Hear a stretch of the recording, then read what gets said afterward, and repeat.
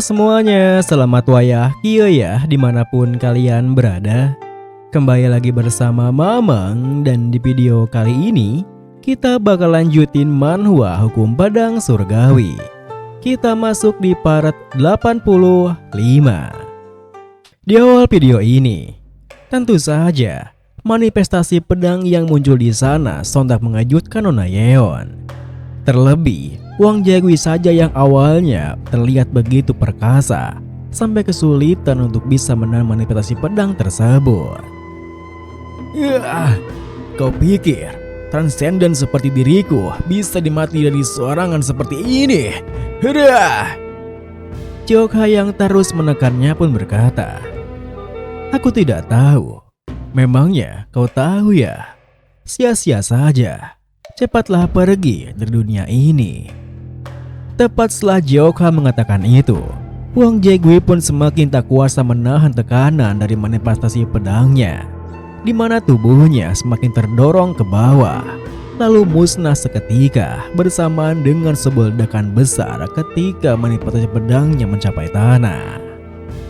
Tentu saja, gelombang kejut yang timbul dari ledakannya pun juga cukup besar, sampai-sampai Nona Yeon sendiri hampir tak bisa menahannya.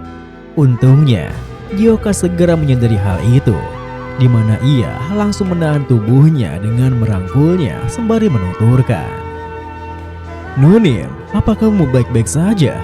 Maafkan aku belum pernah menggunakan sebelah diri ini sebelumnya, jadi aku tidak bisa mengendalikannya dengan benar.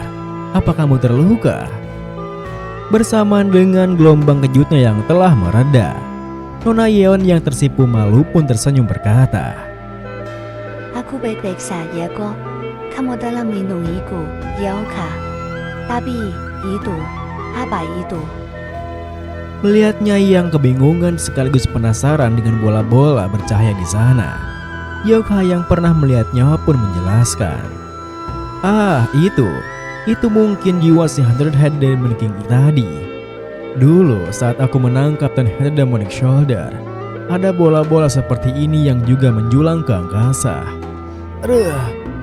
Tepat setelah Jokha mengatakan itu, tiba-tiba saja tubuhnya terasa sakit sampai hampir membuatnya ambruk. Sehingga Nona Yeon yang mencemaskannya pun langsung mendekat padanya. "Jokha, apa kamu baik-baik saja?" Jokha yang mencoba menahan apa yang dirasakan tubuhnya pun berkata, Iya, aku baik-baik saja. Aku hanya kelelahan karena terlalu banyak menggunakan sebelah diri. Sudah kuduga, Heavenly Escape Sword Technique sangatlah kuat. Aku akan baik-baik saja setelah beristirahat." Kenapa bola-bola bercahaya itu tidak pergi ke langit dan malah mendekat padaku? Ada apa ini? Kita mundur ke 1 jam yang lalu di persembunyian Sungai Yangtze, saat dimana Lima Ehwa begitu murka dengan para pendekar aliansi keadilan yang begitu meremehkannya. "Dasar berdebah, kalian pikir kalian bisa menghindari konsekuensinya? Sekarang juga aku akan membantai kalian semua tanpa meninggalkan setetes darah yang tersisa." Melihat sikapnya yang masih begitu arogan, pemimpin aliansi keadilan, Jang Mudok pun memulai pergerakannya sembari menuturkan, "Apakah ini taktik terakhirmu? Sudah kuduga, kekuatan seorang Hundred Head Demonic King itu tak boleh diremehkan. Tapi, kekejianmu berakhir hari ini. Bersiaplah, Monwu Gadas Lima Ehwa."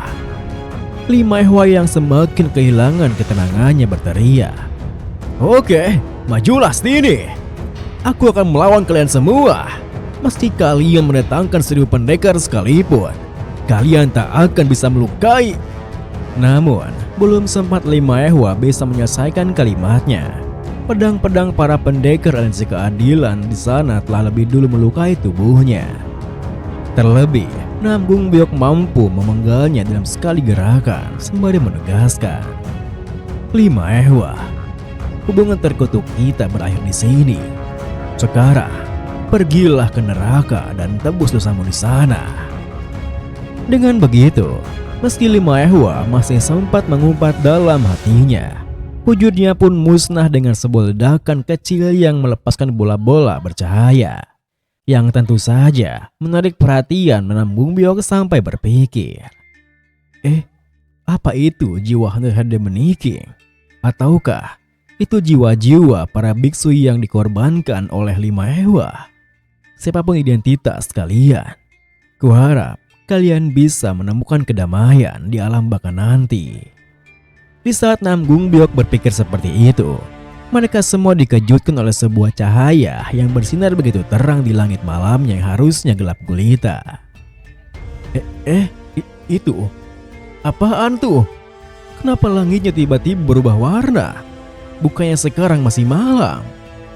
Di tengah kebingungan mereka, Nam Bung Biok yang tahu arah datangnya cahaya tersebut pun tersentak berpikir. Itu adalah lokasi Yon dan Jioka. Apa yang telah terjadi? Tunggu, itu jangan-jangan seni bela diri yang dimurmurkan Heavenly Escape Sword Technique.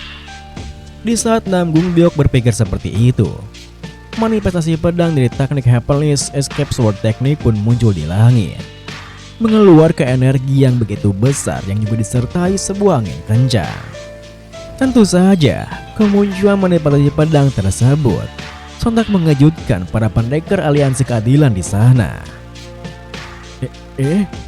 Apa itu benar-benar seperti yang kupikirkan? Apa kepala penjaga baik-baik saja? Aku tidak yakin, tapi sepertinya ini memang Heavenly Escape Sword Technique.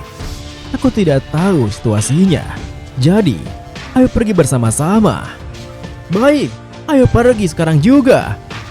Dengan begitu, karena mereka begitu penasaran dengan apa yang terjadi, mereka semua pun segera pergi menuju tempat pertarungan Jioka.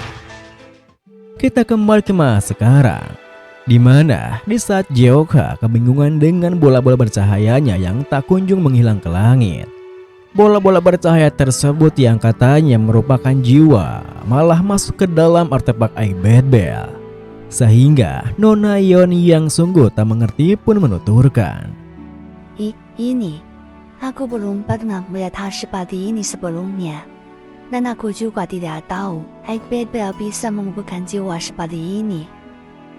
Jioka yang juga memperhatikan artefak Egg Bad Bell-nya berkata, aku pun masih tak yakin. Tapi sepertinya aku bisa menggunakan Heavenly Escape Sword Technique berkat Egg Bad Bell yang kamu berikan ini.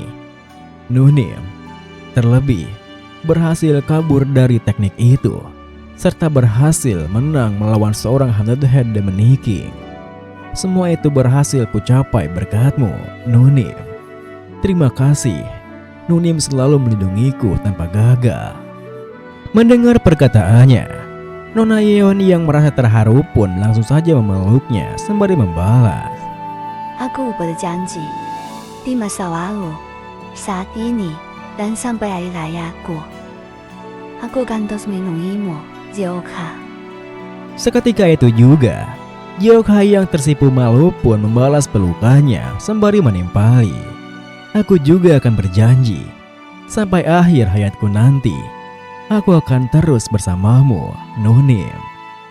Saking terhanyutnya oleh suasana bahagia tersebut, mereka berdua sampai tak sadar jika para pendekar aliansi keadilan tengah memperhatikannya. Akan tetapi, berkebalikan dengan Nam Bung Biok yang terbangun di sana dengan tatapan tak percayanya karena putrinya tengah berpelukan dengan seorang pria. Bangsat malah tertawa membercandakannya. Wah, kisah cinta anak muda sekarang sangat mendebarkan ya. Astaga, Shokryoshi pasti akan sedih kalau dia tahu hal ini. Sepertinya mereka akan melaksanakan pernikahan sebentar lagi, bukan? Nam Bung Biok yang tampak begitu syok dengan apa yang dilihatnya pun berkata, Pernikahan? Bukankah itu terlalu cepat? Lagi pula, aku belum memberikannya restuku. Bangsat yang semakin ingin mengusilinya pun membalas, alah, restu apanya coba? Asal mereka bahagia, biarkanlah mereka menikah. Omong-omong, kau tahu bahwa kepala penjaga kami masih akan menjadi bagian dari sekte Chaos meski dia menikahi putrimu, kan? Dia akan menjadi anggota Bandit Union seumur hidup loh. Perjanjian pun diakhiri dengan Nam Gung Biok yang mulai merasa cemas pun menimpali. Dia masih belum resmi menjadi menantuku. Aku masih belum siap untuk menyerahkan Yon begitu saja. Tapi ya, tidak ada orang tua yang tidak mau melihat anaknya merasa bahagia begitu.